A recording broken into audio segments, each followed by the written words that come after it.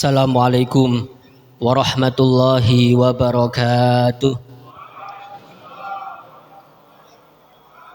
Bismillahirrahmanirrahim. Alhamdulillahi rabbil alamin. Wassalatu wassalamu ala habibi rabbil alamin, Sayyidina wa maulana Muhammadin wa ala alihi wa sahbihi ajma'in. Subhanallah walhamdulillah, wa la ilaha illallah wallahu akbar, wa la hawla wa la quwwata illa billahil aliyyil azim. Adada kulli harfin kutiba wa yuktabu abadal abidin wa dahrad dahirin. Subhanaka la ilma lana illa ma 'allamtana innaka antal alimul hakim. Rabbi shrah li sadri wa yassir li amri wahlul 'uqdatam min lisani yafqahu qawli bijahin nabi wa sahbi wal ali amma ba'd. Yang sama-sama kita muliakan dan kita hormati dan kita cintai segenap guru-guru agama, segenap tokoh-tokoh masyarakat, dan juga segenap pengurus dan takmir Masjid Al-Huda hafizahumullah wa ra'ahum min kulli makruh wa matta'anallahu bituli hayatihi musyarifah ma'a kamalis sihha wal afiyah. Amin amin ya rabbal alamin. Hadirin hadirat, Bapak, Ibu, adik-adik sekalian yang sama-sama dimuliakan dan dirahmati oleh Allah. Alhamdulillah, kita semua masih diberikan oleh Allah limpahan taufik sehingga kita masih bisa dimudahkan untuk beramal soleh di sisa terakhir daripada bulan Ramadan. Tepatnya kita masih diberikan oleh Allah kesempatan untuk beribadah di malam ke-26 ini. Tentunya ini adalah anugerah yang amat sangat luar biasa yang Allah berikan kepada kita. Kenapa kok demikian? Karena Nabi SAW telah bersabda yang diriwayatkan oleh Ibnu Hibban. Nabi bersabda, innamal a'malu bil khawatimi. Kata Nabi, Bapak Ibu sekalian, sesungguhnya amal ibadah seorang hamba itu bergantung di akhir-akhirnya. Oleh karenanya, kalau kita di akhir-akhir Ramadan ini masih giat, masih beribadah kepada Allah, masih rajin sembahyang, maka setidaknya ini tanda kebaikan untuk kita. Karena patokannya itu di akhir, bukan di awal. Kalau di awal mungkin toh ada di antara kita yang semangat dan bahkan menggebu-gebu, rame, luar biasa. Ndak taunya di pertengahan mulai melempem, di akhir ndak kelihatan batang hidungnya. Oleh karenanya, alhamdulillah kita masih diberikan oleh Allah untuk bisa beribadah di malam-malam terakhir daripada bulan Ramadan. Karena yang kita harapkan, kita bisa beribadah semaksimal mungkin, dan sehingga tatkala nanti pas kita beribadah bertepatan dengan malam Lailatul Qadar, maka lebih beruntung lagi yang akan kita dapatkan daripada anugerah daripada Allah Subhanahu wa taala. Nabi SAW pernah bersabda yang mungkin ini sering kita mendengarnya di sepanjang bulan Ramadan. Nabi mengatakan, man qama ramadhana imanan wahtisaban ghufira lahu ma taqaddama min dhanbi. Siapa saja di antara kita semuanya yang menghidupkan malam Ramadan karena iman kepada Allah, karena mengharapkan ridhonya Allah semata, maka dosa-dosanya yang telah lalu akan diampuni oleh Allah Subhanahu wa taala. Sebagian para ulama mengatakan yang dimaksud dengan qiyam Ramadan, menghidupkan malam-malam Ramadan, maka kata mereka yang dimaksud dengan menghidupkan malam-malam Ramadan adalah dengan mengerjakan sembahyang tarawih. Jadi kalau kita sholat tarawih, Pak, Bu, berarti kita ini sudah minimal, sudah dicap kita itu menghidupkan malam-malam bulan Ramadan. Karena ya kalau kita lihat-lihat nih, kalau dikategorikan tatkala ada seseorang beribadah kepada Allah di bulan Ramadan itu macam-macam, ada tingkatannya, ada klasifikasinya. Ada kalanya orang itu beribadah kepada Allah di malam Lailatul Qadar itu seperti layaknya ibadah yang kelas paling rendah. Kelasnya itu kelas bisnis, kelas paling rendah, yaitu setidaknya tatkala dia di sembahyang isya dia berjamaah. Nanti di akhir tatkala dia sembahyang subuh dia pun mengerjakan sholat subuh dalam keadaan berjamaah. Ini setidaknya paling bawah kategori orang menghidupkan malam Lailatul Qadar.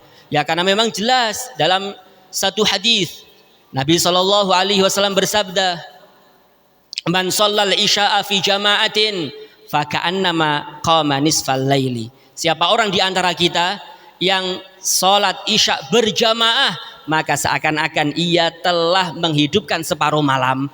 Kalau dia sholat subuhnya fi jama'atin, dalam keadaan berjamaah subuhnya, faka'annama shallal laila kullah, seakan-akan ia itu sholat sepanjang malam.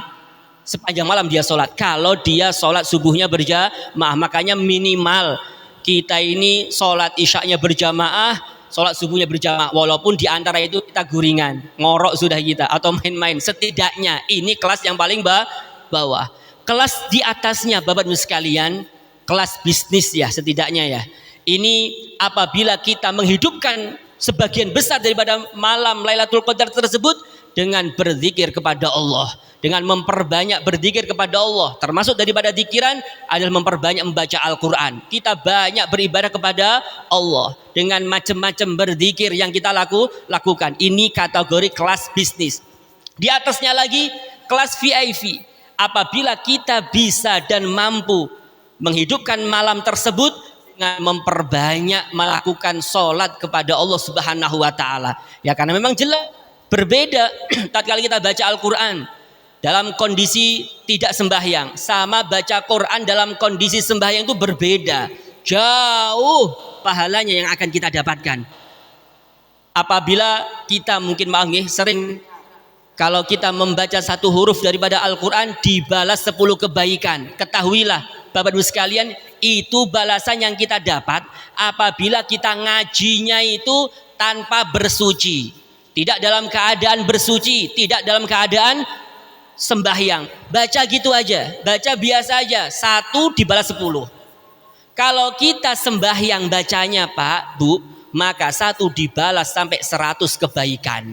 Dan bahkan dalam satu riwayat, kalau kita bisa memahami apa yang kita baca, bukan hanya sekedar membaca, tapi kita paham, kita bisa merenungi, bisa mentadabburinya, maka 1 dibalas 700 kebaikan. 1 huruf dibalas 700 kebaikan. Jadi bayangkan kalau ada seorang di dalam sholatnya dia baca Al-Quran dan dia bisa memahami apa yang dia baca, bayangkan 1 hurufnya tinggal dikalikan. Ini dalam keadaan sholat 100, bisa memahami 700. Berarti tinggal dikalikan, 1 hurufnya dapat pahala 70.000 kebaikan. Ini kalau bacanya di luar Ramadan. Kalau di dalam Ramadan lebih-lebih lagi. Yang ibadah sunnah dinilai ibadah fardu, yang fardu dilipat gandakan sampai 70 kali lipat. Ini belum tatkala kita di malam Lailatul Qadar. Kalau malam Lailatul Qadar lebih-lebih lagi, lebih baik daripada 1000 bulan. Kita beribadah selama 80 sampai 84 tahunan. Tinggal dihitung aja sudah. Makanya amat sangat luar biasa kalau ada seorang di antara kita menghidupkan malam-malam Ramadan atau malam Lailatul Qadar dengan memperbanyak sholat, dan tentunya di dalamnya mesti ada zikirnya, mesti ada bacaan Al-Qur'annya, jelas itu lebih utama. Makanya ini kelas VIP. Dan di atasnya lagi VVIP, lebih atas daripada itu. Apabila ada di antara kita yang menggabungkan itu semuanya, sholat isyaknya berjamaah, kemudian disusul sembahyang tarawih tidak ketinggalan, subuhnya berjamaah, memperbanyak zikir, memperbanyak yang jelas ini kelas luar biasa Bapak Ibu sekalian.